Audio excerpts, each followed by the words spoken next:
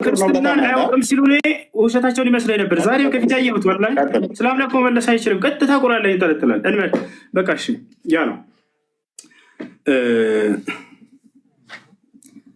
አምላክህ ሙቷል አልሞተም? አንዱ አምላክ ሲሞት ሰማይና ምድርን ማን ይጠብቅ ነበር? ያችን መልስ መልሳት። አምላክህ ሙቷል አልሞተም? መለኮት የሚሞት አይደለም። ለመለኮት መሄድ፣ መምጣት፣ መሞት፣ መራብ፣ መጠማት እነኚህ ሁሉ አይነገሩለትም። ኢየሱስ ክርስቶስ አምላክህ ሙቷል አልሞተም? ስለዚህ ኢየሱስ አምላክ አይደለም ማለት ነው። ምክንያቱም አምላክ አይሞትም እያለን ነው። አላሁ አክበር አዳምጥ። አላሁ አክበር። ሞት ምን ማለት ነው? ሞት ማለት ምን ማለት ነው? ሞት ማለት ምን ማለት ነው? ሞት ማለት ምን ማለት ነው? አዳምጥ። ሞት ማለት ምን ማለት ነው? ጥያቄ ግልጽ አድርገው። ያንተ ተራ አይደለም። ያንተ ጥያቄ ተራ ጨርሰሃል። ስለዚህ አምላክህ ሙቷል ወይ ነው? አምላክ የሚሞት አይደለም ማለት በተዘዋዋሪ ለምን አልኩ? ደቂቃ አልኳል። ቀጥል።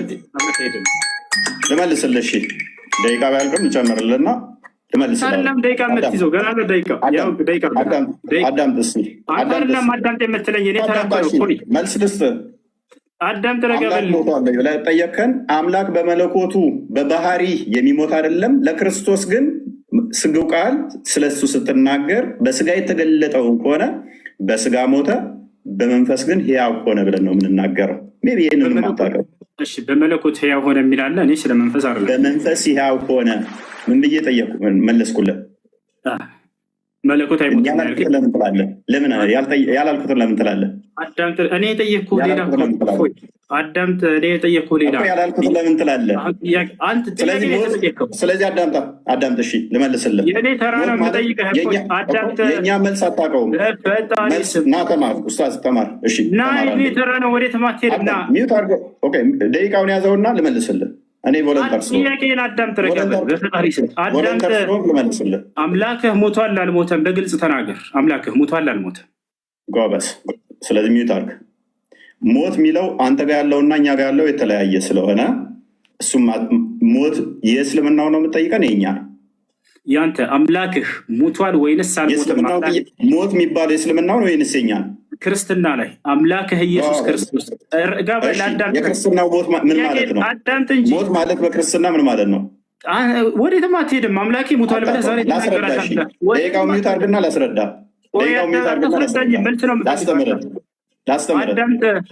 ላስተምርህ። ጥያቄው አትሽፎይ። አምላክህ ኢየሱስ ክርስቶስ ሙቷል ወይንስ አልሞተም? መልስ። በስጋ ሞተ በመንፈስ ሕያው ሆነ ብለን እናምናለን። ሞት የሚነገረው ነፍስና ስጋ አንድም መለየት ስለሆነ ያዕቆብ ምዕራፍ 2 ላይ ከቁጥር 4 ጀምሮ ስለሚናገር፣ ሞት እንደናንተ ግን መጥፋት ከሆነ እኛ እንደዛ እናምንም። ስለዚህ ማን ያስተዳደር ነበር ምናምን መለኮት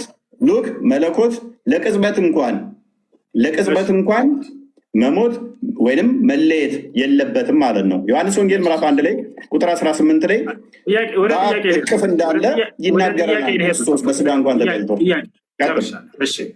አንደኛ ቆሮንቶስ ምዕራፍ 15 ቁጥር 17 ላይ ክርስቶስም ካልተነሳ እምነታችሁ ከንቱ ናት፣ እስከ አሁን ድረስ በኃጢአት ላይ ናችሁ እያለ ይናገራል። አንደኛ ቆሮንቶስ ምዕራፍ 15 ቁጥር 14 ላይ ክርስቶስም ካልተነሳ እንግዲያስ ስብከታችን ከንቱ ነው፣ እምነታችሁም ደግሞ ከንቱ ነው ይላል።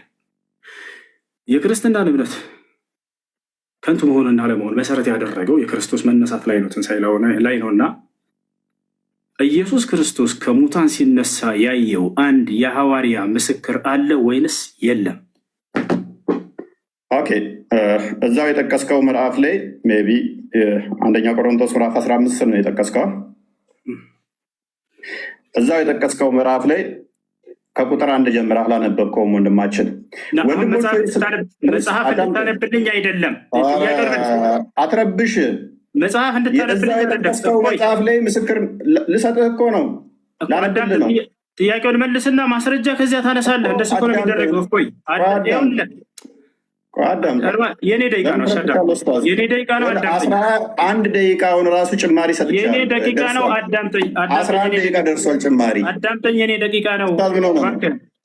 የጠቀስከው ጥቅስ ቁጥር 1 ላይ አላነበብከውም ማለት ነው። አላህ ለምሳሌ ኢሳን አስመለጠው ሲባል ማንም ያየ የለም። አምልቷል። እኛ ግን ምን እናምናለን? ምስክር እንዳለ እዛው የጠቀስከው ምዕራፍ ላይ ልመታህ እኮ ነው። አንተ በጠቀስከው ምዕራፍ ላይ ሲጠየቅ ጊዜ አላህ ሙሐመድ የለም ያለው አይ ኡስታዝ እሱ ኤኒዌይስ ኮንክሉዥን እንስት እና ኢየሱስ ክርስቶስ ከሙታን ሲነሳ ያየው አንድ ሐዋርያ የለም። ዮሐንስ ወንጌል ምዕራፍ 20 ላይ አንድ በል እዚሁ የጠቀስከው ምዕራፍ ላይም ሰጠው። አላህ ግን ኢሳን ሲያስመልጠው አንድም ማስረጃ ማምጣት አይቻልም። ኢሳን አስመልጠው ማስረጃ የለም። ለመለስ አይችልም። ለአንበበ ስላልፈለግክ ነው። ኮንክሉዥን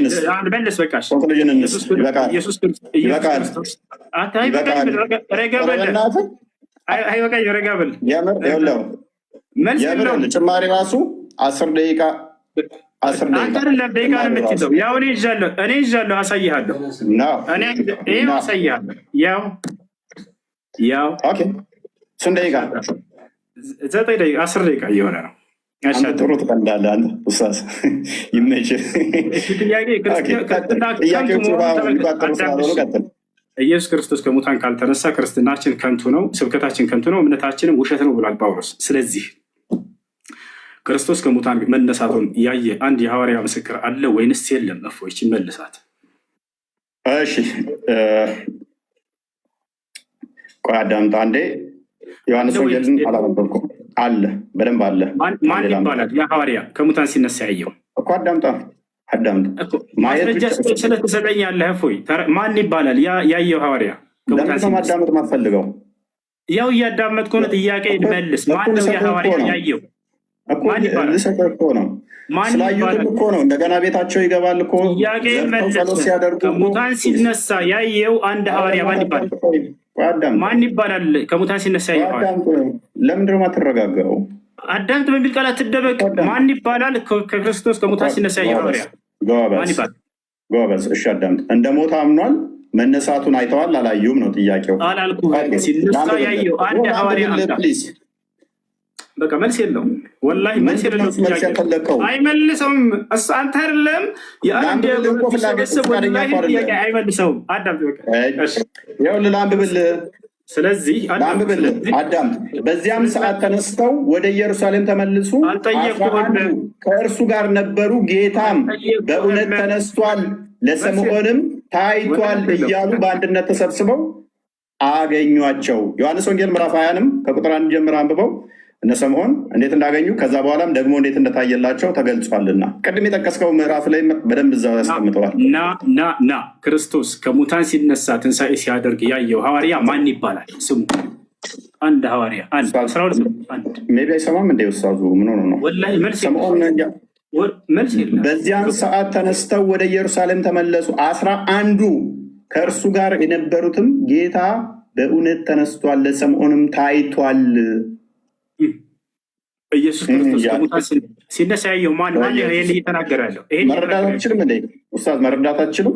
መልስ የለህም። ያን ሐዋርያ ስም መናገር አይችልም።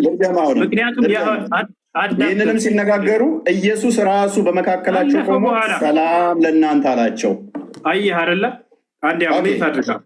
አሁን መልስ ደቂቃን አልጨረስክም። አሁንም ደቂቃ ተረጋጋ። ያው እየቆጠረልህ ነው 11 ደቂቃ ደርሶናል። አሁንም እንደገና አስጀምሬልህ 7 ደቂቃ እየሄደልህ ነው። ክርስቶስ ከሙታን ካልተነሳማ ክርስትናችን ከንቱ ነው ብሏል ጳውሎስ። ማነው? እምነታችን ከንቱ ነው ብሏል። ስለዚህ ክርስቶስ ከሙታን ሲነሳ ያየው ሐዋርያ ማን ነው ብለው ይሄ ሰውዬ ስሙን ሊጠቅስ አልቻለም። ጥያቄ ጠይቅ። ማብራሪያ አይደለም ኡስታዝ፣ ማብራሪያ አልተጠየቅክም።